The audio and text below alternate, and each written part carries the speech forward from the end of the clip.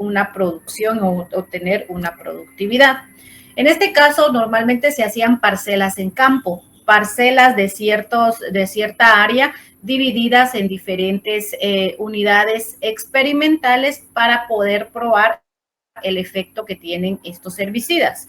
Y antiguamente, pues, se tenía una gama de productos para que se les pudiera proporcionar y ustedes hacer las evaluaciones. En este caso, vamos a estar un tanto restringidos a los productos que encuentren del lugar donde están ubicados. Lo que sí es importante que por grupo puedan definir ustedes un herbicida a utilizar que tenga un efecto preemergente y otro herbicida, un efecto postemergente. ¿A qué hago referencia con esto? Vamos a ver una pequeña presentación, pero nuevamente yo les menciono esto en el tema de preemergencia. Es un herbicida que va a actuar cuando las semillas de plantas que están en el suelo se activan para su germinación. Es decir, cuando la semillita ha despertado, la plúmula, la radícula empieza a querer desarrollar y crecer, es cuando el herbicida queda como una molécula en el suelo y está solamente esperando el contacto directo con el material vegetal que esté a su alrededor. Por eso le llaman en preemergencia, pre a que emerja la plántula del suelo. Recuerden que la germinación inicia desde que despierta la radícula. Ahí ya es germinación. Otra cosa es cuando la planta emerge del sustrato del suelo. En este caso, la planta, la semilla puede estar un tanto profunda, la plúmula empieza a desarrollar y cuando, previo a que emerja, la molécula ya está cubriendo la superficie del suelo y es cuando actúa. Y el otro producto es postemergencia.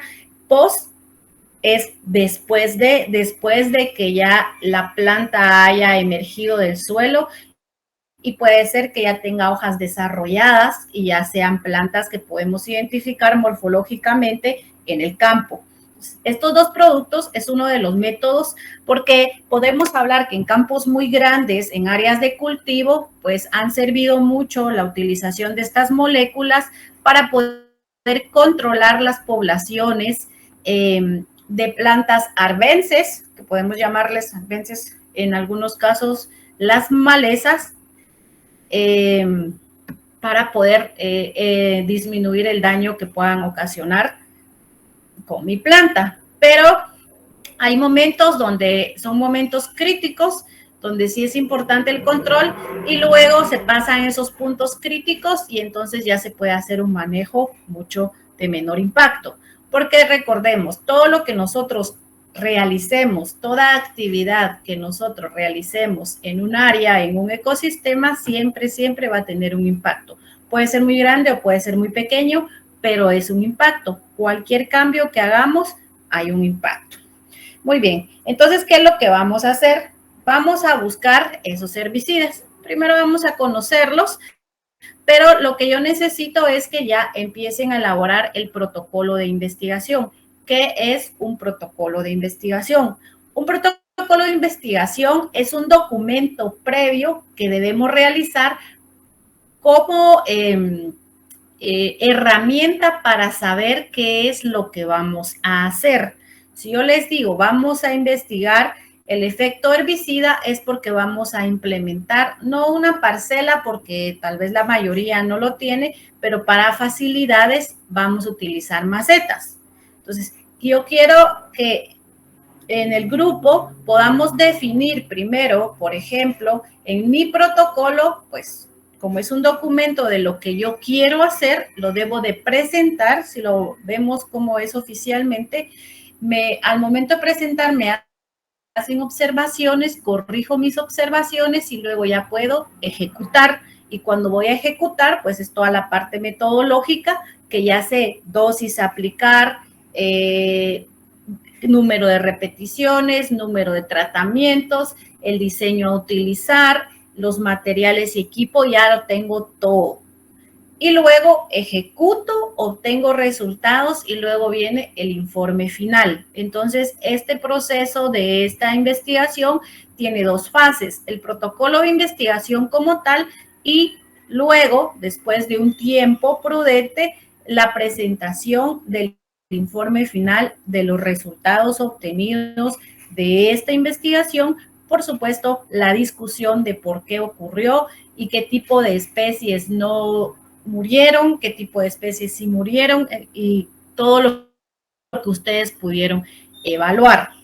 Esto lo vamos a hacer de modo de presentación en PowerPoint, en Prezi o en alguna otra aplicación y cada miembro del grupo va a presentar lo que va a trabajar. ¿Por qué? Porque lo mismo que les mencionaba, que están separados por distancia o físicamente, pero cada uno de ustedes, integrantes del grupo, manejará una porción de la investigación como tal, porque de otra forma no podemos trabajar, porque no puedo decirle a un compañero, hágalo todo, hacelo vos, que tener las condiciones y solo pasarme los resultados, no es eso el chiste. Entonces, todos los miembros del grupo generarán un documento en PDF, ¿sí? Con un primer borrador en el cual se explique la metodología y las responsabilidades de cada uno de los integrantes.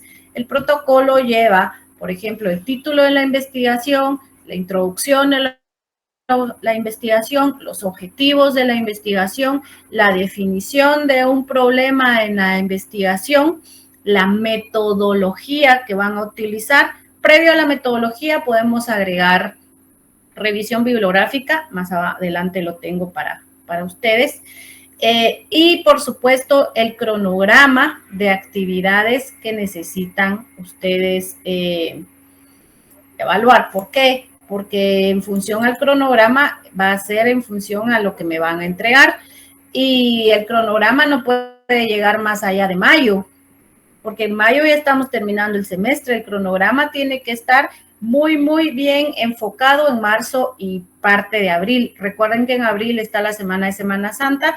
Lo bueno es que ustedes van a tener el experimento en su casa, pero por supuesto puede ser de que se desliguen, pero solo tienen esos 2 meses. Mientras más rápido lo hagan, mucho mejor. Entonces, ustedes van a entregarme un documento donde van a explicar todos estos pasos. Las unidades experimentales que vamos a trabajar van a ser macetas con suelo que pueda ser, por ejemplo, proveniente de un campo de cultivo, valdría la pena, suelos donde normalmente hay desarrollo de plantas. Y entonces vamos a llenar nuestras macetas de aproximadamente 5 litros de capacidad. Esas son las macetas que necesitemos. Pero no tienen para comprar macetas, pues usen cualquier recipiente que tengan que aproximadamente tenga la capacidad de 5 litros. Ustedes ahí adapten, principalmente en ese sentido. En estas no se sembrará ningún cultivo, ¿sí? Únicamente ustedes deben regar para estimular la emergencia del banco de malezas. Por eso es importante que ustedes puedan obtener suelo de un área de cultivo o de un área que ahorita ha quedado cubierta por plantas o que donde normalmente hay desarrollo de plantas. No me van a llenar ni con ripio porque seguro se les va a ocurrir o con arena. Es suelo donde normalmente ha habido vegetación. Entonces vayan viendo dónde pueden ir a conseguir el suelo. Y esto va a ser heterogéneo porque si ustedes están en lugares diferentes, pues van a encontrar suelos quizá donde haya mayor emergencia de plantas. No vamos a sembrar nada, simplemente vamos a regar y vamos a ver hasta que haya emergencia. Por lo tanto, sí necesitan implementar su investigación con tiempo para permitir el desarrollo de las plantas. En posemergencia y en preemergencia, pues ver realmente cuál es ese efecto por el momento de aplicación. Debe regarse para estimular la emergencia del banco de malezas. Se evaluarán varios tratamientos y testigos con 3 repeticiones cada uno. Todos los miembros del grupo deben tener en su domicilio un tratamiento y un testigo, al menos, con un número de repeticiones. Se deben evaluar 2 productos herbicidas, uno en preemergencia y otro en postemergencia a diferentes dosis. Las dosis que nosotros podemos manejar es principalmente dosis mayor dosis menor, ¿sí? Por ejemplo, herbicida en preemergencia, dosis mayor y dosis menor. Por ejemplo, el grupo de las famosas atracinas, todo herbicida que tenga ingrediente activo, porque eso también es importante. El producto a utilizar le pueden llamar de cualquier forma, Power 10,000, efecto 20,000, como quieran, pero eso a nosotros no nos interesa porque esos son nombres comerciales de las casas que generen impacto. Lo que a nosotros nos interesa es el ingrediente activo, el modo de acción y el mecanismo de acción, que son cosas totalmente diferentes. Entonces, cuando hablamos de un producto preemergente o postemergente, vamos a ver el ingrediente activo, la molécula de la que está hecho. Y en función a la molécula, hay varias moléculas que están diseñadas para actuar de diferente manera. De hecho, algunos pueden mencionar también el tema de selectivos y no selectivos, sistémicos o de contacto, que también vienen en esa mezcla. Entonces vamos a evaluar en preemergente y qué dosis alta y dosis baja. ¿Qué dosis? Normalmente los productos traen su panfleto para ubicar la dosis que se va a utilizar. Acá en el protocolo es presentarme precisamente qué es lo que van a hacer. Si hace falta más información, nosotros vamos a ir incrementando el documento y aportando más información de lo que podamos trabajar. Ahorita ustedes me dirán, bueno, no sé qué herbicida, pues hay que preguntar lo que encuentren más barato, porque a eso vamos, o lo que puedan tener facilidad de utilizar. Por ejemplo, mire, en mi casa usamos tal, o mi familia o mi amigo, o yo conseguí esto porque tengo un conocido. Entonces ahí se va evaluando preemergencia y posemergencia, ¿verdad? A diferentes dosis. Y en el panfleto vienen las especificaciones, por ejemplo, 2 litros por manzana o 5 litros por hectárea. Si dice que el producto es aplicado en 5 litros por hectárea, nosotros vamos a sacar aproximadamente el contenido de una maceta en área. ¿Sí? Vamos a hacer unos pequeños cálculos. Y lo otro que es importante para esto es el equipo con que vamos a aplicar. Tenemos una parte muy corta de calibración de equipo de aspersión, por ejemplo, la famosa bomba de 16 litros, la bomba de mochila, que es la más utilizada. Tiene que tener una calibración porque tiene usted que asegurarse que la cantidad de volumen a aplicar, en cuanto de agua lo va a aplicar para que la dosis sea la correcta. Y eso depende del tiempo de aplicación, del equipo de aplicación, de la boquilla de aplicación. Entonces, todo eso es un mundo en el tema de calibración. Cuando ustedes también llevaron manejo integrado de plagas, MIP, no sé si ya lo llevaron, también hay una parte de calibración porque son productos. Entonces, en ese sentido. Ahora bien, vamos a hacer unos trabajos de eso, pero ahora vamos con lo otro. Es probable que ustedes no tengan una bomba de mochila, van a tener que usar un atomizador de esos donde ingresaba el alcohol en tiempo máximo de pandemia. Ese atomizador lo vamos a tener que calibrar y vamos a ver de qué manera lo vamos a poder calibrar. Tal vez el tiempo, el volumen que tiene este aplicador, la descarga que emite, cuánto emite cada vez que nosotros la imprimimos, pero mientras más rápido le hacemos, más agua sale, mientras más lento. Entonces, cuando se habla de calibración, es que la misma persona lo tiene que manipular y vamos a ver cómo poder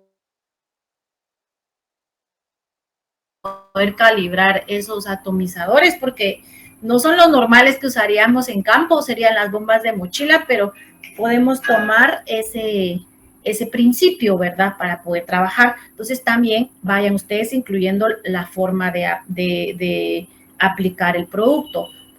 El protocolo es para eso, es pura revisión bibliográfica, entonces ustedes van a investigar esa parte. Aunque yo les vaya a dar un sustento de ello como para apoyarlos por donde ir, tienen que hacer esa investigación. Por eso la parte de revisión bibliográfica es clave, porque qué se ha hecho en otros lugares o qué encuentran ustedes que podríamos aplicar. Entonces, debe incluirse este protocolo con un cronograma bien detallado. Recuerden, las responsabilidades de cada uno de los miembros del grupo es importante. Y por supuesto lo deben completar todo antes del 10 de marzo, ¿sí? Entonces, luego del 10 de marzo ya tendrían ustedes para empezar a implementar toda esta parte del trabajo de las macetas. Acá yo les voy a pedir un encabezado, no quiero una carátula como tal, donde estén todos los integrantes del grupo. La parte de metodología de la experimentación, aquí pues es importante las responsabilidades de cada uno de ustedes, las características del herbicida, investigue los que encuentre a la mano y los que puede utilizar. Cuando ya hayan conciliado entre el grupo que pueden utilizar cierto herbicida, entonces ya ustedes investigan cuál es el herbicida como tal, su mecanismo de acción, su modo de acción, mecanismo de acción, forma de aplicación y principalmente su molécula, ¿verdad? Cómo está catalogado. Toditos los productos traen su etiquetado, desde que son etiquetados verdes, amarillos, verdes, azules y rojos, y los colores van en el grado de toxicidad. Los amarillos o los verdes son los más amigables, pero no por eso se lo van a ingerir, por supuesto que no, y los rojos serían los más peligrosos o de toxicidad más elevada.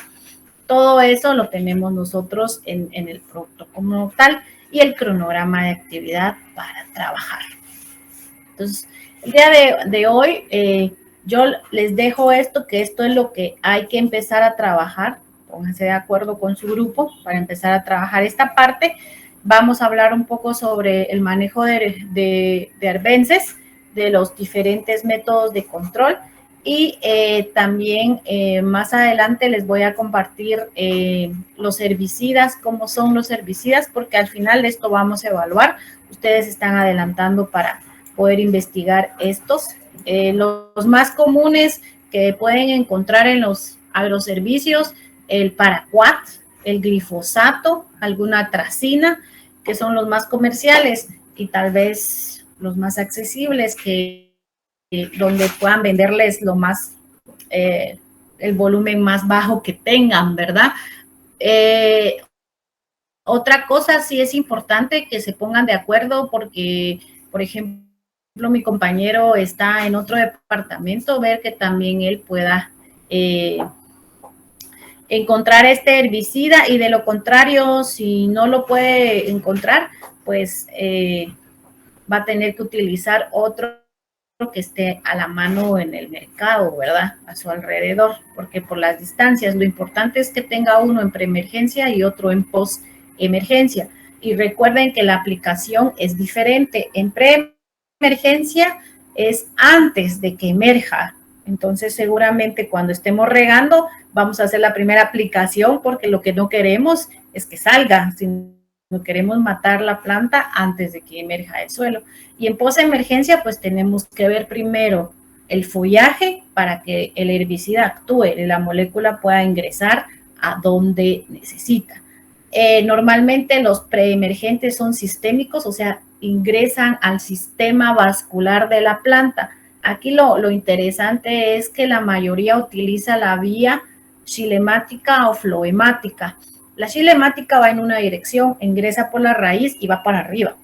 Y la floemática, esta es más interesante porque el floema nace en la hoja de transformar los azúcares y se dispersa en todo el cuerpo, se transloca, se mueve. Entonces, obviamente, hay moléculas que ingresan por esa vía y se mueven en todo el cuerpo de la planta y expresa ciertas condiciones y cierta muerte de la planta en un patrón.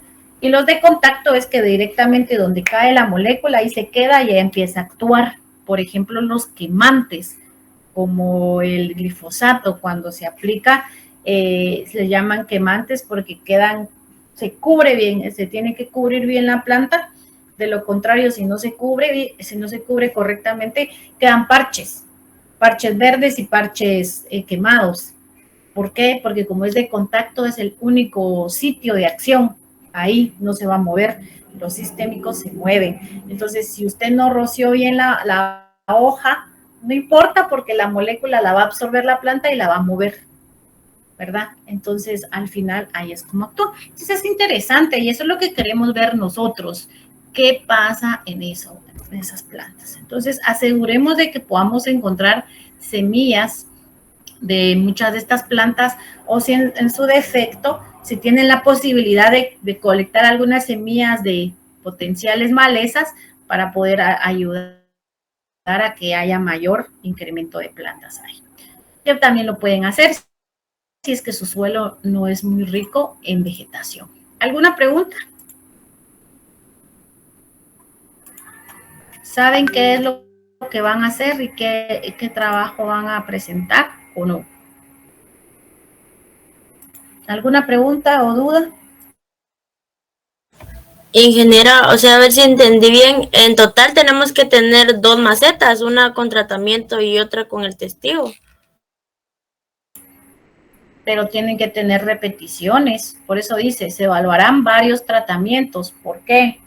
Porque un tratamiento es el herbicida en preemergencia a dosis alta. Otro tratamiento es el herbicida preemergente. Otro tratamiento es el herbicida posemergente en dosis alta. Y otro es el posemergente en dosis baja y el testigo. Y cada tratamiento tiene 3 repeticiones, entonces ustedes van a tener al menos 1 o más tratamientos y su repetición. Eso es lo que ustedes tienen que distribuirse en los miembros del grupo y proponerme a mí cómo van a quedar las unidades experimentales. Pues todos los miembros van a tener al menos un tratamiento con sus repeticiones, al menos.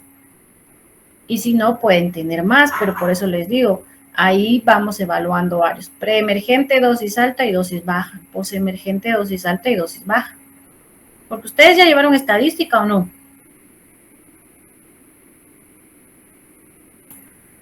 ¿Sí o no? Emanuel, Víctor, María de Rosal. Sí, ingeniera. Sí, ingeniera. Ahí sacaron 100 en estadística. Entonces, eso nos ayuda, ¿sí? Eso nos ayuda a tener ya la idea en nuestra cabecita cómo lo van a armar. Lo pueden mantener en su terraza si no tienen patio, en un lugar donde haya luz, porque las plantas tienen que germinar y tienen que hacer fotosíntesis, si no, no vamos a tener nada. Entonces, eso es lo que tienen que tener. Les van a detallar bien este protocolo y los avances de este primer protocolo tienen que estar para la siguiente semana. Ustedes lo van a terminar de completar antes del 10 de marzo. Por eso no significa que la otra semana no tengan entregable. El primer entregable es el primer borrador que ustedes van a hacer de esta parte. Y luego, antes del 10 de marzo, dejarlo definido completamente. Porque seguramente tienen dudas de qué herbicida o qué vamos a hacer, qué vamos a utilizar, ¿verdad? Entonces, eso es lo que vamos a trabajar. También les voy a compartir el documento de calibración de bomba, porque pues es interesante que lo tengan independientemente que no lo vayan a utilizar, y también en el protocolo cómo van a aplicar el producto. Yo les di una idea con atomizador, pero si ustedes tienen otro equipo u otra idea cómo aplicar el producto, adelante. Ustedes lo tienen que incluir en el protocolo. Entonces, toda la parte metodológica de lo que van a hacer. Algunos pueden adelantarse, ¿sí? Pero la parte de metodología del experimento es importante. Porque al final, ahí van a mencionar las responsabilidades de los integrantes, la forma que van a trabajar ustedes, fíjese que no encontré macetas y que encontré bolsas. Usen las bolsas, no hay problema. Que tengan la capacidad mínima de 5 litros. Que hay bolsas, ¿verdad? Por ejemplo, las que utilizan para hidroponía. Entonces, eso es lo que van a trabajar. La primera es entregar el primer borrador la siguiente semana, es decir, el lunes. Puede ser algo básico, pero yo ya necesito tener algo que ustedes van a trabajar y durante la otra semana van a enriquecer su protocolo de tal manera que ya lo van a finalizar antes del 10 para luego ya implementarlo. Todo tiene que tener registro fotográfico, porque al final ustedes van a presentar sus resultados. Cada grupo tendrá un tiempo prudente para presentar, incluso cada integrante para presentar lo que hizo y qué observó y qué es lo que sucedió o qué no sucedió, qué esperaba que sucediera. Entonces, todo eso lo tienen que presentar. ¿Alguna duda? Ingeniera, perdone, solo no me quedó muy claro si del testigo también se van a hacer 3 repeticiones o solo de las dosis altas y bajas. En el caso del testigo, pues normalmente es un comparador.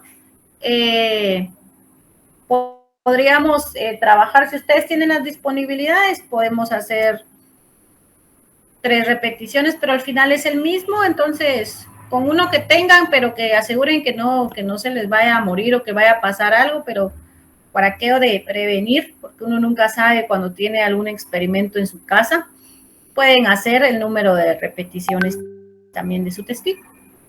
Eso es lo que quiero que me presenten en su protocolo. Ustedes me van a hacer esa propuesta, porque es lo mismo que tendrían que hacer si estuvieran trabajando ya la tesis o en el EPS. Mire su protocolo de investigación.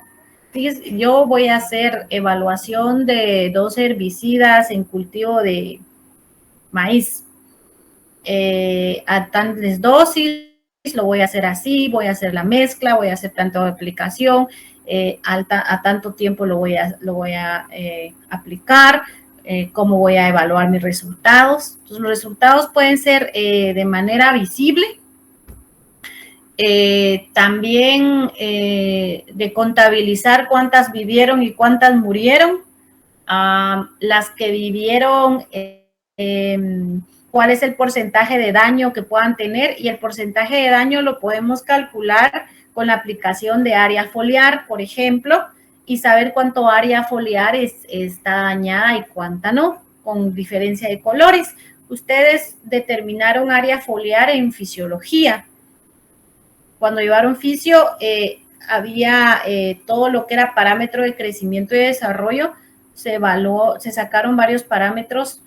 No sé si ustedes igual hicieron algún tipo de experimento en maceta en su casa, pero evaluaron eso y sacaron área foliar, y hay una aplicación en el teléfono para poder hacer ese conteo de área foliar. También se puede utilizar aquí al final cómo afectó a la planta y cuánto de la planta, del follaje o de la planta en sí está muerto y cuánto tejido no lo está. Y eso también puede servir para ver si hicimos o no una buena aplicación, o sea, si cubrimos totalmente a la planta o no. Entonces, eso también lo podemos utilizarlo como herramientas que nos den a nosotros más datos para poder sustentar nuestra discusión y nuestros resultados, poder reflejarlos de una mejor manera. Entonces, eso es lo que vamos a trabajar. ¿Alguien más?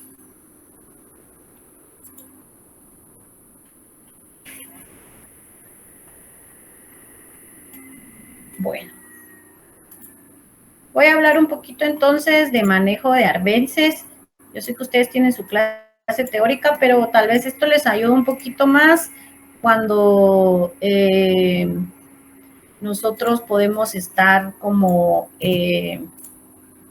principalmente para sustentar lo que vayamos a hacer conforme van en la clase. Yo no sé en la clase en qué tema van ahorita. o qué es lo que están viendo, pero recuerden que los laboratorios a veces van un poco más rápido por el tema de la experimentación que puede ser más tardada. Pero no sé por qué tema van ahorita ustedes en su laboratorio. Perdón, en su clase.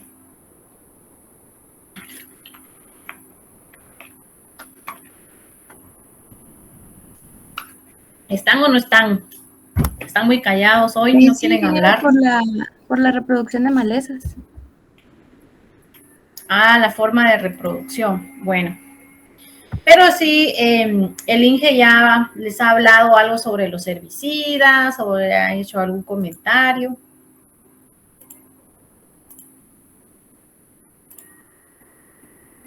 ¿O no?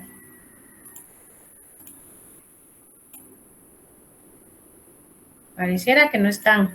Bueno. ¿Algún comentario sobre los herbicidas? Sí, ingeniera, pero realmente no nos hemos adentrado a ese tema. Bueno, lo importante es que ustedes van a hacer su investigación, entonces se van a descubrir que hay un mundo y yo la otra semana les doy una pequeña clase de herbicidas para que entonces ya encajemos todo y poder completar nuestro protocolo y podamos también saber qué vamos a hacer. Si nos da tiempo, trabajamos un poco sobre calibración, porque todo eso lo necesitaríamos si estuviéramos en una parcela, ¿verdad? Eso podemos ver. Bueno, aunque el INGE pues es el experto en temas de trabajo con herbicidas, yo muy poco he trabajado con herbicidas, pero me parece interesante porque toda la parte química y molécula y la parte de los lugares donde actúan las moléculas son bien interesantes y bien pensadas, y entonces eso nos recuerda mucho la fisio, porque por ejemplo, solo para comentarles, algunos herbicidas actúan, son de contacto, follaje, y actúan con la luz, o sea, hay una mayor velocidad del efecto en presencia de luz, y pues obviamente la planta está siempre en luz la mayor parte del tiempo porque está a campo abierto y porque necesita fabricar su energía. Entonces, a través de la fotosíntesis tiene que haber luz. Por lo tanto, este herbicida tiene ciertos compuestos que se roban ciertos subproductos del proceso fotosintético. Por ejemplo, en la fotosíntesis existen dos fotosistemas, fotosistema 1 y fotosistema 2. Primero está fotosistema 2 y luego el 1, porque así fueron descubiertos. El P700 y el P600. ¿Se recuerdan de eso, verdad? Entonces, cuando empiezan el primer fotosistema, hay una cadena transportadora de electrones. En el metabolismo de los seres vivos, la cadena transportadora de electrones es importante para poder sintetizar la energía. Se da la cadena transportadora en respiración celular aeróbica y se da en fotosíntesis. Pues resulta que este producto lo que hace es la cadenita de transportes base de electrones, va pasando y cuando llega a la molécula tiene carga positiva y se roba el electrón de la cadena transportadora de electrones. Con robarse los electrones, imagínense, bien específico, con robarse los electrones de la cadena transportadora de electrones, ya no sigue al fotosistema 1, ya no hay síntesis de glucosa. Entonces, ¿qué pasa cuando se van los electrones? La energía de la planta para que sobreviva se va agotando y entonces la planta empieza a morir, muerte celular, pero porque tiene un sitio donde actúa. Entonces, por eso les menciono que es un mundo, no vamos a salir expertos, pero sí vamos a salir con los conocimientos básicos y saber que al hablar de un herbicida hay que ver, quiero de contacto, quiero sistémico, quiero preemergente y quiero posemergente, pero eso también depende del tipo de cultivo que tengo. Quiero que sea selectivo o no selectivo.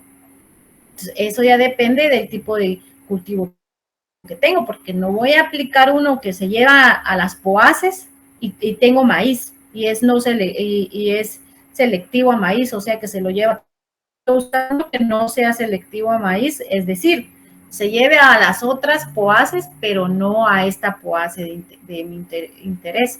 ¿Y cómo hacer eso si son de la misma familia? Técnicamente podrían estar funcionando de la misma forma. Entonces, ahí es donde ya vienen las especificaciones. Entonces, es interesante para que al final no solo gastemos nuestro dinero y que tampoco nos vengan a engañar. Y muy probablemente, varios de ustedes muy probablemente puedan dedicarse en el campo laboral al tema de insumos agrícolas y uno de esos son los herbicidas. Los insecticidas son otro mundo y la nutrición es otro mundo, pero si se dan cuenta, todo ha sido estudiado la fisiología de una planta. Entonces, como les mencionaba, bueno, entonces vamos a conocer un poquito de esto previo a avanzar. Ya saben lo que hay que trabajar. Entonces, todos los materiales ya tienen que estar listos. En los conceptos de arbences o de malezas, pues hay que iniciar desde los conceptos de ecología. ¿Y qué tiene que ver la ecología con el tema de sucesión? La sucesión es cómo han ido colonizando las especies un área que ha quedado descubierta por una catástrofe o un área que ha quedado descubierta por una actividad que se ha hecho ahí, por ejemplo, una actividad provocada, una tala inmoderada de especies, un incendio, o pueden ser cuestiones naturales como erupciones volcánicas. Entonces, en ese sentido está en la parte de las sucesiones primarias y las sucesiones secundarias. Las sucesiones primarias, pues prácticamente es cuando el suelo ha sido removido por una condición catastrófica inminente, que no podemos controlar. Prácticamente mucho de ello, estos fenómenos arrasan con toda la parte vegetativa. Hablemos de plantas, no se diga más la parte animal, con toda la parte vegetativa de un área. Incluso pueden removerse cierta parte del suelo. Por lo tanto, los suelos quedan totalmente descubiertos. Por ejemplo, por una condición catastrófica en el tema de la erupción del volcán de fuego, ¿se recuerdan? Cuando fue la erupción del volcán de fuego, toda la parte donde recorrió la parte de lava, parte de lodos y todo lo que emergió del volcán, pues mató todo a su paso, eliminó todo a su paso e incluso la cubierta el suelo quedó cubierta por una capa de material piroclástico en ese caso. En otros casos, pues un incendio muy intenso también pueda llevar la muerte de toda la parte de organismos que están sobre el suelo, incluso bajo el suelo, porque hay incendios subterráneos, o sea, hay parte de calor que se dispersa debajo del suelo, entonces eso se le llaman incendios subterráneos y son los más difíciles de controlar. En ese sentido, queda desprotegido por un periodo el suelo, así, pelado completamente. Pero ¿qué pasa? Con un cierto tiempo empiezan a crecer plantas. No sé si han pasado por esa ruta 14 ahora y toda la parte que quedó cubierta por material piroclástico y ahí viene una planta saliendo y viene otra, porque las plantas son así, son especies que puedan ser en algún momento oportunistas y es parte del tema de sucesión, que unas mueren, otras llegan a través del viento, a través de otros animales, a través de otras remociones de suelo y se van estableciendo. Las primeras que empiezan a desarrollarse luego de una condición catastrófica son esas pioneras perseri. Pioneras perseri que son las primeritas en colonizar un área. ¿Y saben quiénes son las pioneras perseri? Las primeritas en colonizar normalmente muchas plantas herbáceas de ciclos anuales o menos tiempo de su ciclo de reproducción y muchas gramíneas. Ahí están. Entonces, ¿cómo es que hoy en día, luego de que pasa por un tiempo de sucesión, cómo no ser las más difíciles de eliminar si son las primeritas en poder soportar condiciones totalmente adversas? Entonces, ahí aparecen las primeras gramíneas, son esas especies llamadas pioneras perseri, ¿verdad? Con el paso del tiempo, no puedo hablar 1, 2, más años, empiezan a aparecer las primeras leñosas, perennes, duras como el escobillo, por ejemplo, como algunas especies de lantana cámara, los famosos 5 negritos o 7 negritos, entonces empiezan a ser más grandes y ser más duras. Y nuevamente varias poaces se establecen. A través del tiempo y de los años empiezan a aparecer árboles bajos hasta volver a tener árboles maduros y llegar este área a un clímax. Aquí lo vemos en una escala de tiempo muy baja, pero de aquí recurren miles de años hasta llegar a los grandes bosques majestuosos y recuperarse. Las especies Perseri, como lo hemos visto, muchos de ustedes tal vez ya han ascendido a volcanes, nuevamente vamos, empiezan a aparecer incluso muy cerca de los cráteres, siempre vamos a encontrar plantas muy pequeñas. Muchas gramíneas se pueden desarrollar y adaptar ahí y soportar grandes temperaturas. Entonces serían, por eso el nombre Perseri, porque son las primeras en llegar a un lugar donde no hay más vegetación.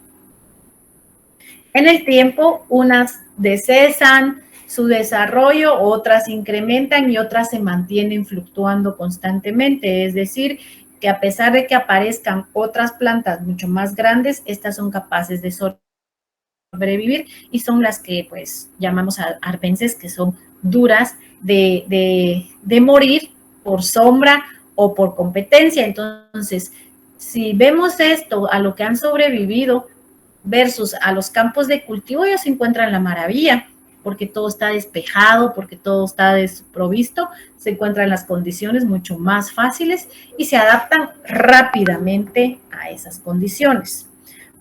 Luego de ello, pues viene la parte de sucesión secundaria, que ya es parte del ecosistema como tal, que son llamadas también las especies pioneras subseri, que vienen después de que las primeras colonizaron o cuando no existen estas especies Perseri, es cuando pues hay un cierto disturbio en la sucesión, pero no desaparecen de todas las especies, sino solo es como por tiempo intermitente. Ahí es donde están estas pioneras subseri en la sucesión secundaria.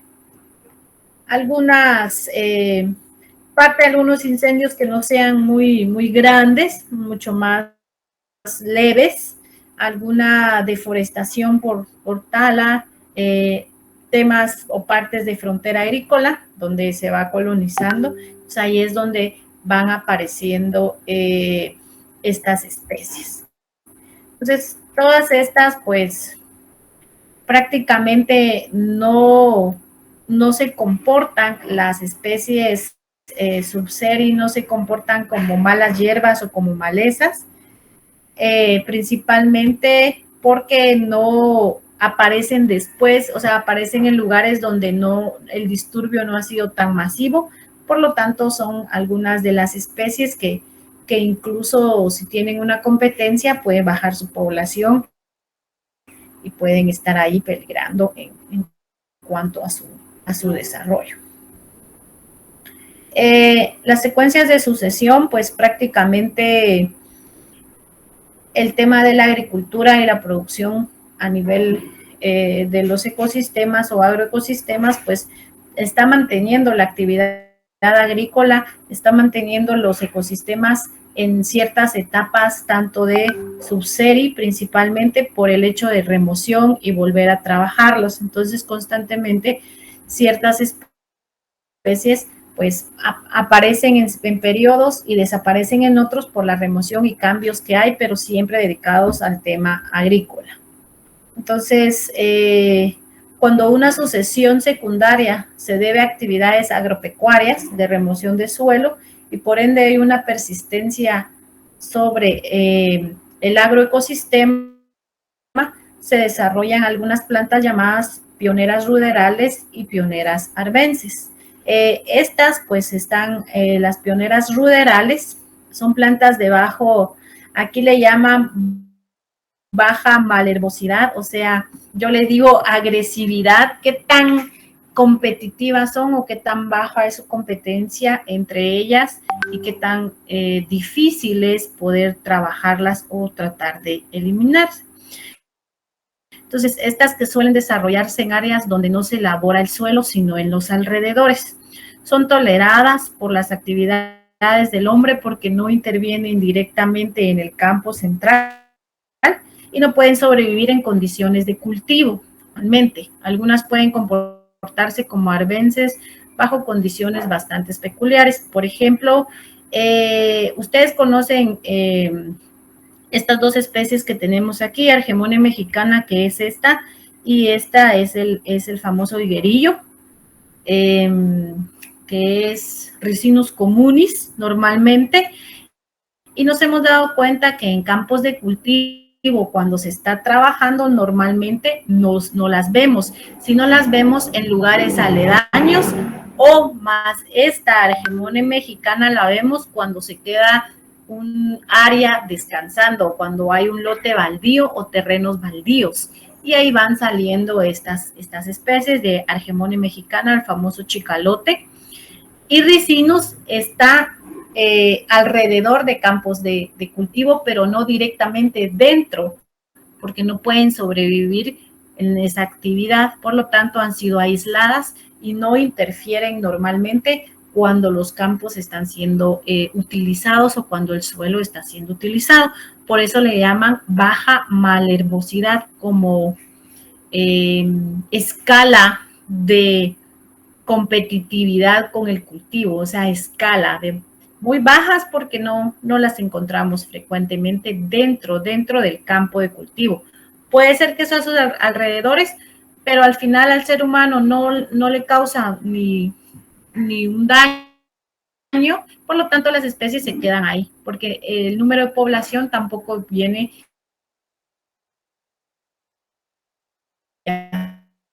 afecta directamente los campos de cultivo.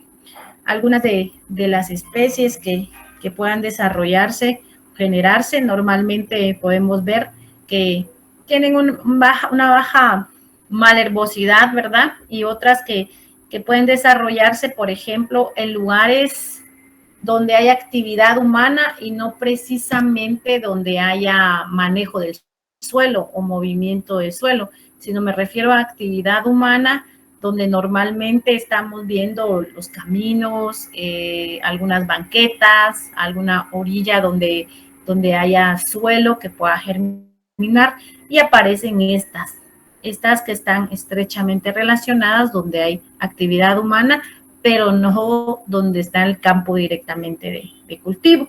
Entonces, cuando pues aparecen estas, pues son más dóciles y no hay mayor problema en ellas. El apazote que hablábamos la semana pasada, no sé si con ustedes, pues se desarrollaba así. Se les digo desarrollaba porque hoy en día es poco frecuente. Es una planta que ha sido muy altamente atacada por un hongo, la cenicilla, la cual pues le provoca mucha enfermedad y muerte. Las pioneras arbences, ¿sí? Son plantas de alta malherbosidad, o sea que estas sí ingresan a los campos, que pueden existir en espacios donde se elabore el suelo. No son toleradas por la actividad del hombre, ya que generan daño económico al cultivo. Son capaces de interferir con la actividad del hombre en espacios de cultivo. Casi todas las pioneras arbences son llamadas, y aquí está, malezas. Muchas de estas, bajo ciertas condiciones, se pueden comportar como ruderales, sí y solo si no hay campos de cultivo. Pero en los campos de cultivo no les importa, no quedan aisladas, sino que más bien les interesa interferir dentro de ellos. Tal el caso de aquellas que conocemos, el famoso Cyperus rotundus, el famoso coyolío. Alguien me hablaba de Rotboelia, la caminadora. Existen otras especies y muchas asociadas a los cultivos, por ejemplo, en cultivos de café. Una de las principales son las hipomeas o las de la familia Convolvulaceae, que son los famosos bejucos, ¿verdad?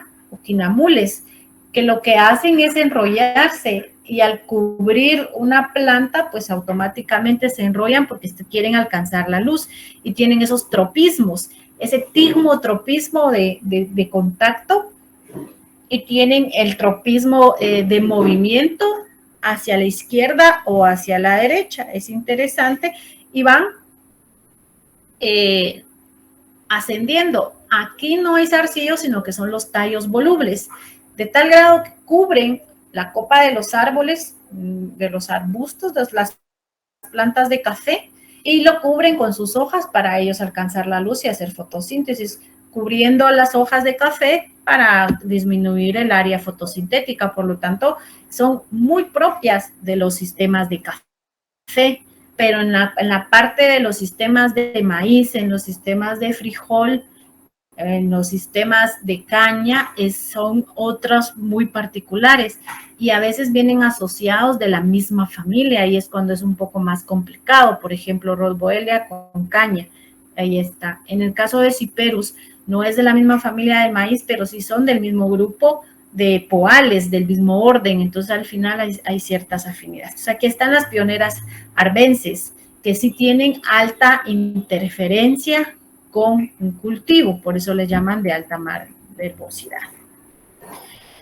En la sucesión ecológica podemos ver en este mapa conceptual, cuando hay pérdida de suelo y la vegetación, aparece la sucesión primaria con primeras especies priori, ¿sí? Perseri, que están aquí, se inician con estas, incluso algunos musgos, líquenes, o algunos gramíneas empiezan a aparecer por este lado, y luego cuando hay una pérdida de vegetación y una sucesión secundaria, se puede dar sin alteración de los suelos o con alteración. Si en dado caso fuese sin una alteración masiva, empiezan a aparecer algunas especies subseri, como algunas pequeñas especies leñosas, un tanto arbustivas, y luego si hay alguna alteración en este espacio, pues depende también si hay o no trabajos dentro del suelo, puede aparecer las pioneras ruderales y las pioneras arbences.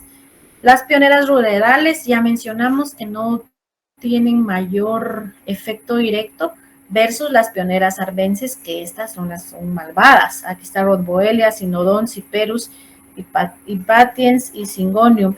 Las primeras tres y las tenemos bien detalladas en nuestros campos de cultivos. Entonces, de eso va a depender. ¿Qué pasa si yo tengo mi área y tengo Argemones, Soncus, Lepidium? Que Soncus son como son asteraces que reconocen como las famosas lechuguías, y Lepidium es el gilipliegue, que hay uno que otro por ahí, pero está más en la orilla de las banquetas y es un poco complicado encontrarlo directamente donde hay laboreo. Entonces están estas pioneras ruderales, ahí entraría el apazote y otros. En el otro, pioneras arbences, ahí están los más duros. Entonces, todo depende del reconocimiento de especie y qué vamos a trabajar, porque al menos no se vería tanto sentido de estar siempre atacando estas, porque sabemos que cuando ya tengamos nuestro área de cultivo ellas no se van a meter, tal vez a los alrededores, pero en el otro caso, las pioneras arbences, esas sí se pueden comportar como las malezas. El manejo de malezas empieza desde el diagnóstico, el control mecánico, que sería como lo principal, el control cultural, el control químico, el control biológico y un manejo integrado. Realmente, desde diferentes puntos de vista, podemos nosotros ver qué tanto podemos nosotros trabajar o no en esto. El diagnóstico, pues, prácticamente es saber qué tenemos, qué es lo que tenemos, en qué estado tenemos, y para eso tenemos que auxiliarnos de la taxonomía, prácticamente del reconocimiento de especies, y que fue el primer acercamiento que ustedes hicieron cuando fueron a buscar especies. La elaboración de un diagnóstico, pues está la identificación taxonómica, la botánica, la caracterización poblacional. Es importante calcular un valor de importancia porque yo puedo tener X número de especies en un área, pero no todas tienen la misma importancia en cuanto a control, ni incluso en cuanto a su malherbosidad o a estar afectando a mi cultivo, pero sí es importante determinar qué especie es la que encuentro mayor densidad, de mayor cobertura, para que yo pueda manejar un control. Y aquí también se aplica el tema de valor de importancia similar al de ecología, que para eso sirve en este caso. Y caracterización bioecológica como el ciclo de vida de la planta y toda la parte de... Entonces, por ejemplo, aquí tenemos un ejemplo básico. Dice, el campo se utilizará para brócoli, cierta variedad. El ciclo es de 12 semanas y 1.500 a 1.500 metros sobre el nivel del mar. Es un ejemplo que aquí quieren ustedes sembrar algo. Pero luego se dan cuenta que aquí hay varias características de plantas o varias especies. Y entonces ustedes empiezan a identificar botánicamente. Hay Cynodon-Dactylon, Melampodium perforiatum, Tithonia rotundifolia, Phytolacca icosandra. Ustedes piensen que esas son, porque ahí están cambiando de color, aunque la formita de los dibujitos se han, pero ahí tenemos. Tenemos 4 especies. ¿Cómo saber cuál es el que tiene mayor valor de importancia? Entonces yo empiezo a calcular mi tema de cobertura, frecuencia y densidad, y con ello puedo determinar cuál de estas 4 está en mayor presencia. Si es que es la que está en mayor presencia, esa es la primera que tengo que controlar. Y así voy sucesivamente. Quizá las 2 últimas no hay un efecto directo, entonces no tengo como por qué gastar mi tiempo, mi energía y mi dinero en controlar así mi valor de importancia me está diciendo que no son las principales. Puede haber una que otra por ahí, pero no son las principales.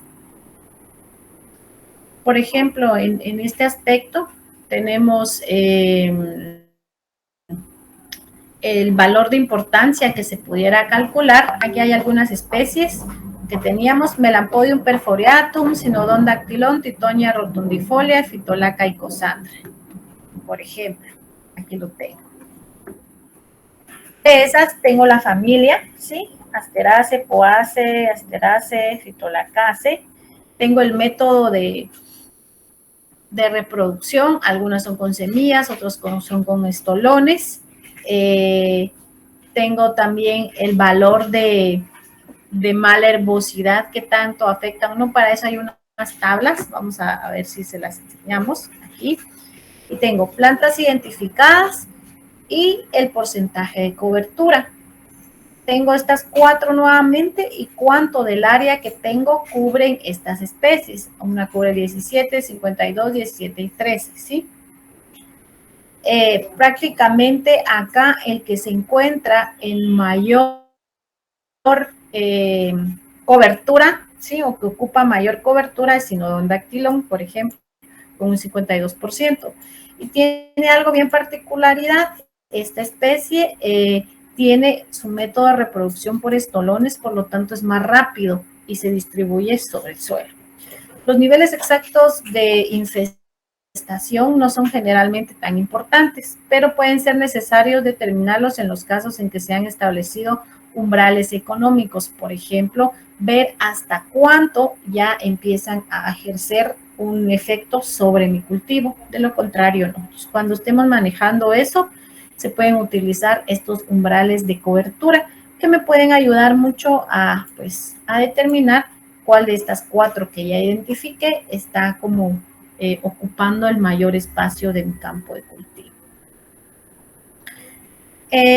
También hay alguna caracterización bioecológica que va a influir o contempla directamente lo que conocemos como fases fenológicas de una planta principalmente. Esto se identifica, por ejemplo, con la planta, cuánto tiempo termina su ciclo reproductivo, cuánto tiempo tarda para germinar prácticamente y cuál es su mecanismo de dispersión. En este caso, aquí hay 3 ejemplos que puede durar la semilla para poder reproducirse de 2 años, de 6 meses y de 5 años en estas 3 especies. Todas son especies de sol, por eso son heliófitas. Están catalogadas como arbences y pues su ciclo reproductivo varía. Esto es interesante como para ir determinando qué especies vamos encontrando en cierto tiempo, en ciertos periodos.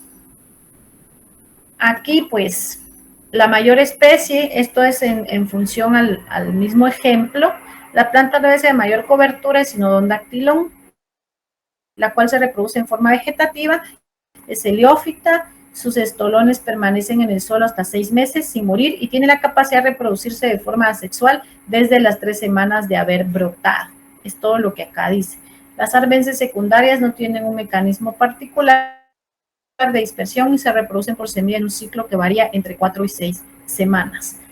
Todo esto es importante reconocer al final para poder nosotros también determinar el método de combate o el método a utilizar para disminuir la población.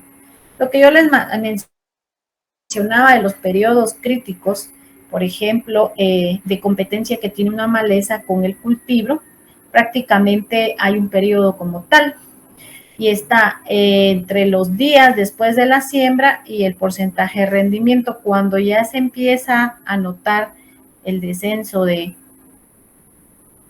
rendimiento, es donde nosotros pues empezamos a ver cuáles serían los periodos o tiempo crítico.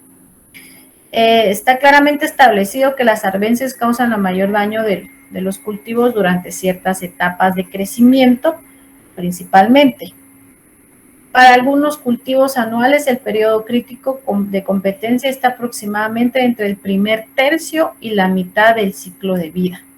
Entonces, la mayoría, si el ciclo de vida es 120, un tercio de eso, prácticamente aquí, ¿sí? O hasta la mitad puede ser el periodo crítico, donde tenemos que tener cuidado para hacer el control. Luego de eso, ya no importa, porque no va a afectar directamente en el rendimiento. Eso es importante tenerlo, porque no toda la vida del ciclo de mi cultivo puede estar haciendo estos trabajos. Hay un tiempo, por ejemplo, de 12 semanas en que el Cynodon dactylon tiene una interferencia realmente con la planta en el tema del brócoli que estábamos trabajando. Las relaciones de interferencia que pueden tener las plantas con el cultivo van de varias, desde la alelopatía, son segregación de sustancias químicas que evitan la germinación o la supervivencia de una planta, la competencia por nutriente, por agua, por luz, y por supuesto que muchas de estas pueden ser hospederos de ciertos insectos o ciertos microorganismos que al final causan daño y que pueden ser transmitidos a nuestro cultivo. Pues aquí tenemos prácticamente una tabla del tema y tipos de control que podemos manejar desde mecánico, cultural, químico y biológico. La efectividad en corto plazo, lo que se ve en un periodo corto de tiempo, el resultado, vemos que químico es alto, mecánico medio, cultural bajo y biológico bajo. Efectividad a largo plazo, entonces todo esto cambia. La parte de biológico es alto a largo plazo y a corto plazo es bajo. La parte del químico actúa bien en el corto tiempo, pero a largo plazo disminuye su actividad. El impacto con el ambiente es algo muy importante porque hoy en día hay tantas restricciones en el uso de ciertos productos para la agricultura y cada vez hay más presión para su utilización. Y por supuesto la capacitación técnica que se necesita en un control mecánico, pues no es muy alta la capacitación, pero en el tema del uso de productos químicos sí debe de ser muy avanzada y muy alta la capacitación por el hecho de moléculas, todo el tema de protección, todo el tema de desechos, todo el tema de trazabilidad que va quedando cuando se trabaja con estos productos. Siempre es importante conocerlo. No sé si tienen alguna pregunta. Control mecánico, el más básico, las famosas chapeadoras, guadañas, tractores, laboreos, el mulch natural y artificial, la solarización y la quema son un tema de control. La solarización es prácticamente cubrir el suelo con un plástico que absorba los rayos del sol y caliente el suelo hasta matar lo que ahí se encuentra previo a la siembra, porque no van a meter ahí el cultivo porque también lo va a matar. El mulch que viene de la forma natural con restos de vegetales o con cobertura de plantas de hoja, como su nombre lo dice, de cobertura o postrada, o el famoso plástico que lo que hace es disminuir la germinación y por supuesto privar de luz la parte de plantas que vayan emergiendo que no sea mi cultivo. Y la solarización pues no es tan utilizado, pero es algo interesante porque es cubrir con plástico y hacer que dentro de ello incremente la temperatura. Temperaturas elevadas puedan dañar el embrión de una semillita o pueden matar la plúmula que está empezando a emerger del suelo. Y la quema, que son controles que se han hecho ancestralmente. El uso de mulch.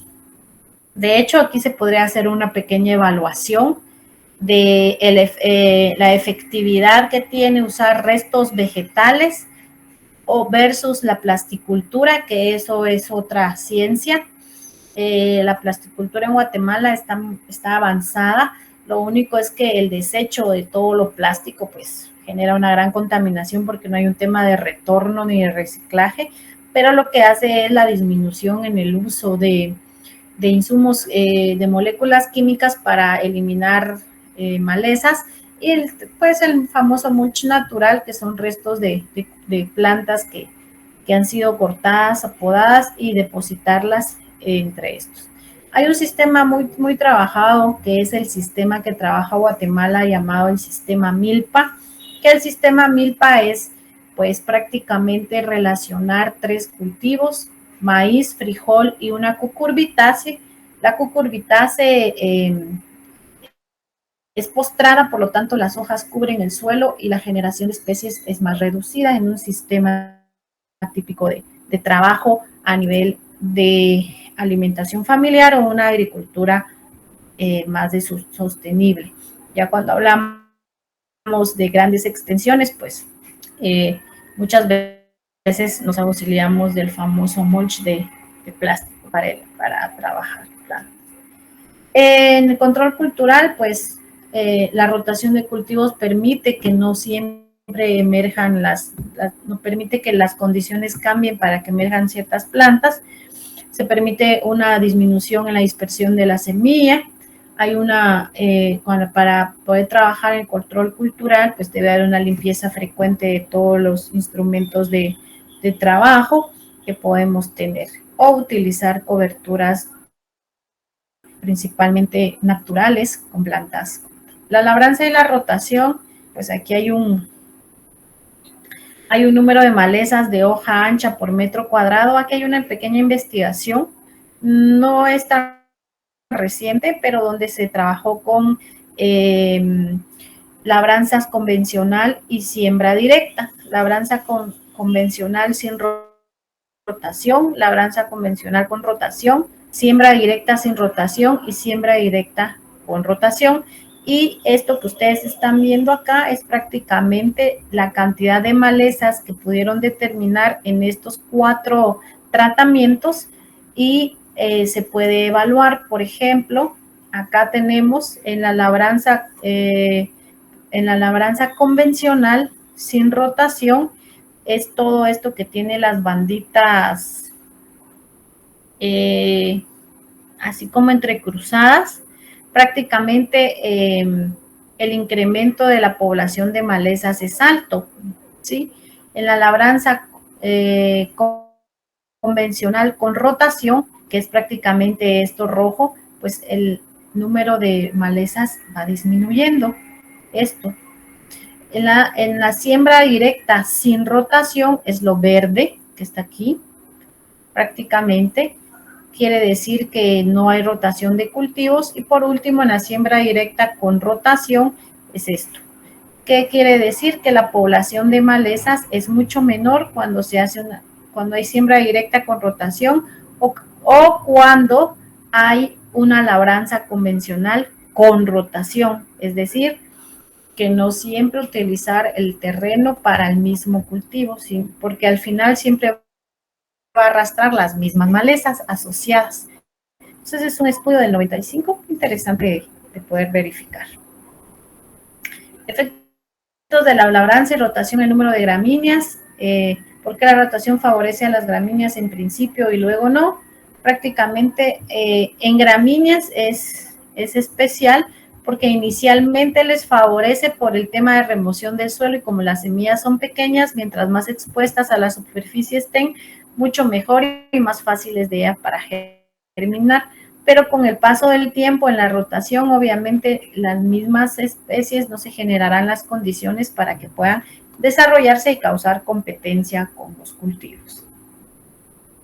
La densidad poblacional, por ejemplo, se ha visto el porcentaje de área cubierta por malezas en diferentes especies que se cultivan, no en nuestra área, pero aquí lo que quiere decir que en cada una de las especies, por más diferentes que sean, siempre hay infestación de malezas utilizando algunas coberturas de origen vegetal, por ejemplo, y que va permitiendo el desarrollo de malezas por cada una de las áreas de cultivo.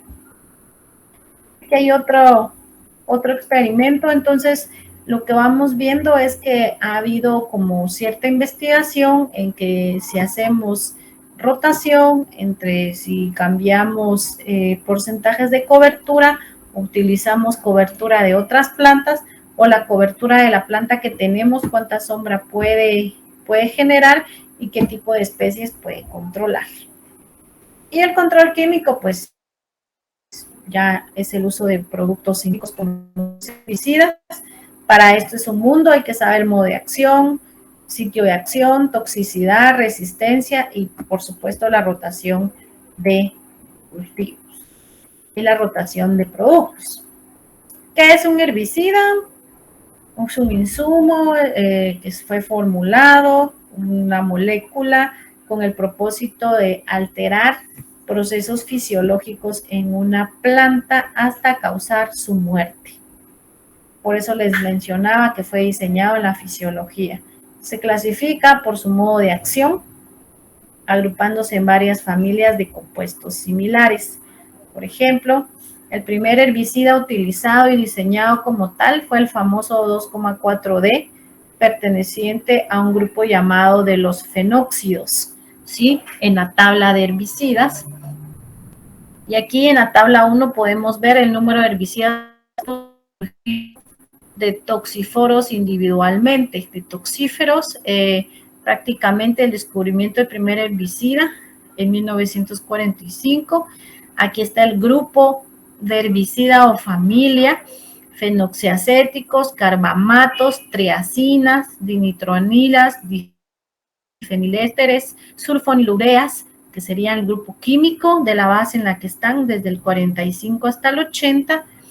Número actual de herbicidas en cada grupo, para el 45 habían 17, 16, 29, 22, 29 y 16 en la actualidad, en los 90. Durante los años de la famosa Revolución Verde fue cuando se dio un gran impulso a la utilización de esta tecnología prácticamente para matar las malas hierbas. La Revolución Verde de 95.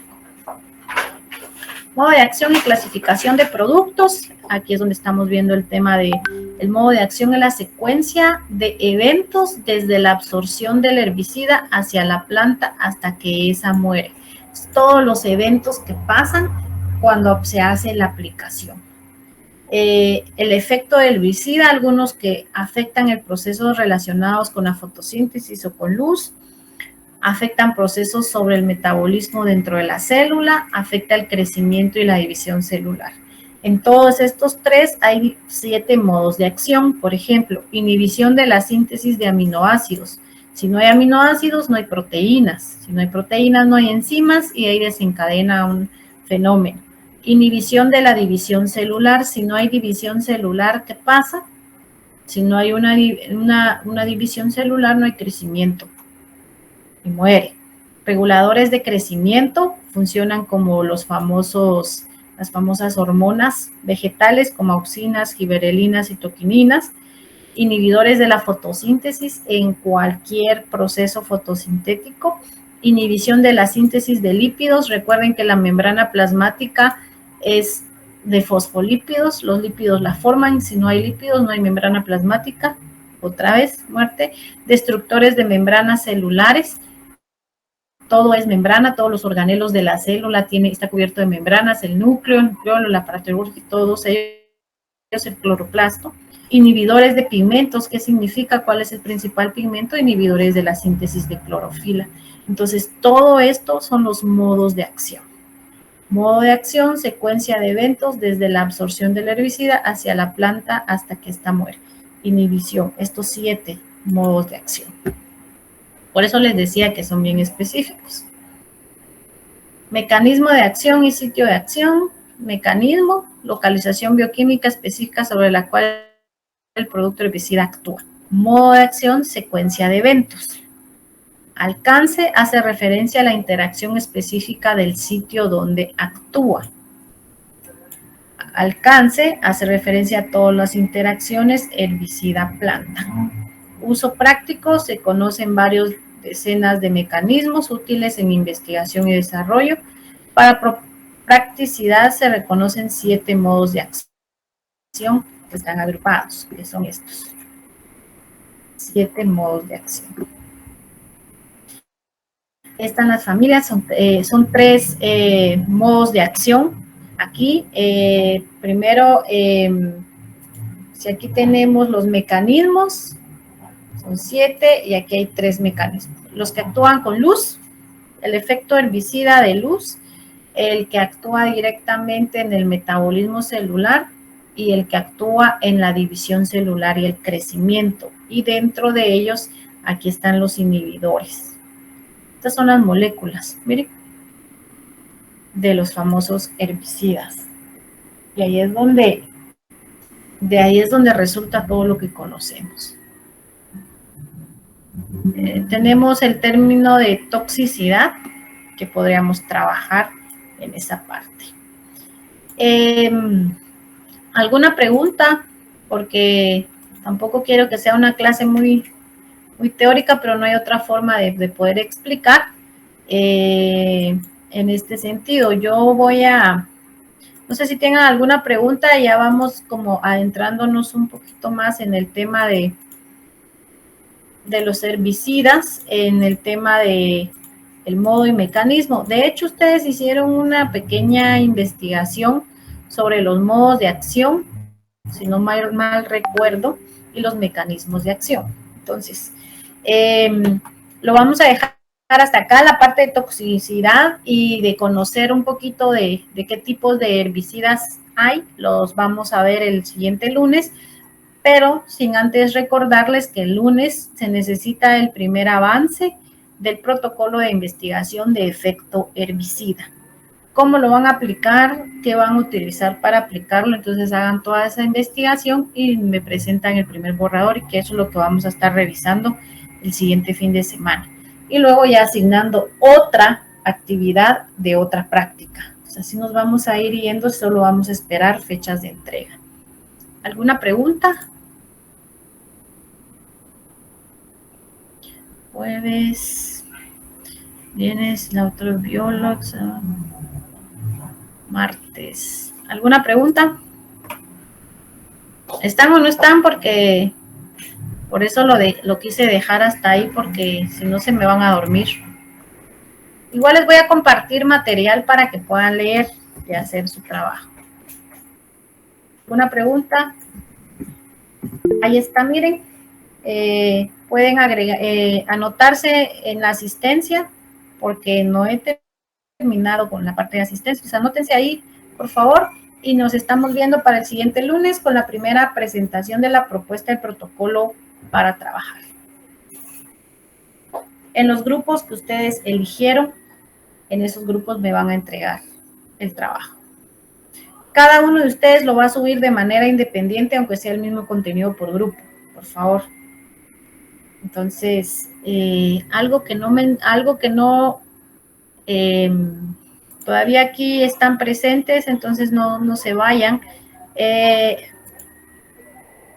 Álvaro, el grupo de Álvaro, Marianela, Rivaldo y José Ángel sería el grupo número 1. Anótenlo, por favor. Así que ustedes se anotan grupo 1 y lo van los nombres en el protocolo. Grupo 1, Álvaro, Marianela, Rivaldo y José. El grupo número 2 es el grupo de Brian, María del Carmen, Lourdes y Ana Cristina. Grupo 2, no se les olvide.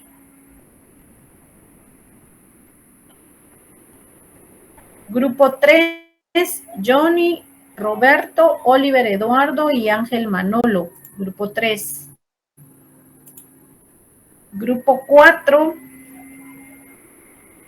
es, ya lo mencioné. Grupo 4. El grupo 4 es Gerson, Alfredo, Víctor Manuel y Carol Marialidani, Carol. Grupo 4.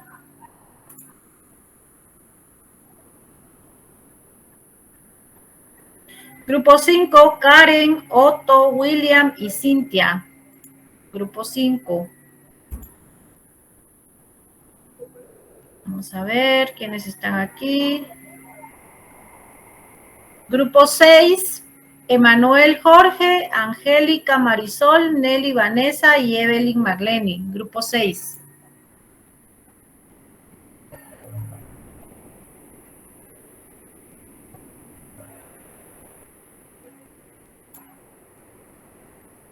No sé quiénes hacen falta. Grupo 6. No, ya está.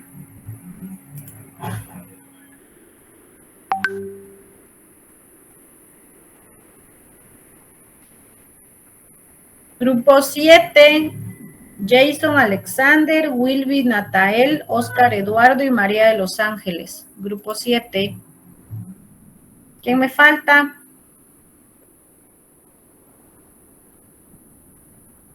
Grupo 7.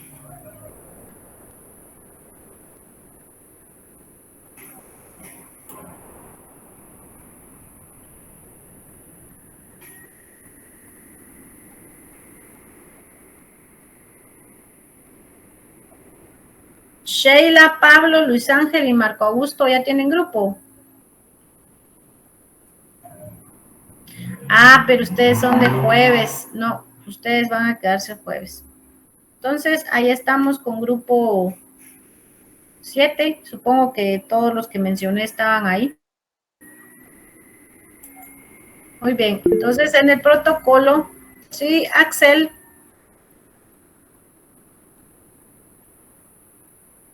Hola, ingeniera, buenas tardes. Buenas tardes. Mire, yo estaba el martes y me dijo que me iba a unir usted a un grupo, pero supuestamente me he unido al grupo de Sahara. Y supuestamente éramos 3, pero una compañera creo que se cambió. No sé si era la jornada jueves. Y pues solo quedamos 2. Entonces no sé si trabajamos solo los 2 o... Si quieren, trabajen los 2. Solo que van a tener que hacer, o los voy a agregar uno a cada grupo que tenga 3. Y usted... Por eso yo les pregunto, porque aquí está el grupo de Ángel, Oliver y Johnny. Ellos solo son 3. Ángel Manolo, Oliver Eduardo y Johnny Roberto. Ellos son 3. También creo que está el grupo, vamos a ver. Ah, no, pero ellos son jueves.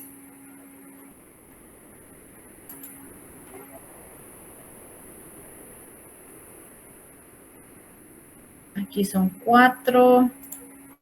¿Algún grupo que tenga 3 para que ingrese su compañera Sara? ¿Ella está ahí? No. ¿Está aquí? Sí, ingeniera, pero si no nos quedamos los dos, no hay problema. Pero está también el grupo de Gerson, Alfredo, Víctor Manuel y Carol, María Lidani, Quevelán. Ellos son 3. Gerson Alfredo Cojón Márquez, Víctor Manuel Ordóñez Méndez y Carol. Entonces, ustedes pueden incorporarse a un grupo que tenga 3. Pónganse de acuerdo y me dicen, o si ustedes 2 quieren quedarse como grupo y trabajar, lo pueden hacer. Pero para darle la oportunidad, como los demás, están en 4 integrantes por grupo, así que pónganse de acuerdo si quieren incorporarse a uno o trabajan los 2, pero sí el protocolo ya hay que iniciar a hacerlo para la siguiente semana. Gracias, ingeniera. Los dos nos vamos a quedar ahí solitos, no hay problema. Muy bien. Entonces, a investigar, por favor, y a presentar el primer protocolo la siguiente semana.